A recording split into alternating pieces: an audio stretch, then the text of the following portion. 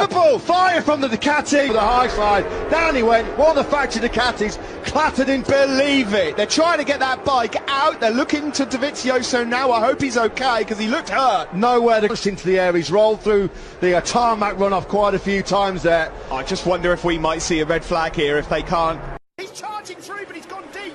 Jack Miller was briefly side by side. Marquez and Dovizioso. Did they almost? Of them were giving that one up, and it's cost them dearly. And that means now we have been such a start. And now Rins goes up the inside of Marquez. Oh, and Dovey's up the inside as well. Heart-stopping Stein away up the inside, and Miller into turn 6. He does because Miller had a big moment on the front end. Left it here.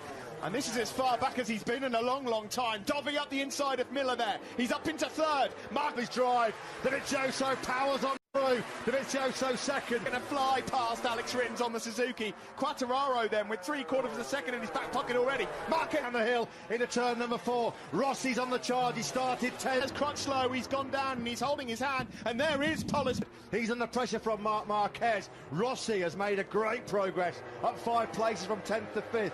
Ferraro flying.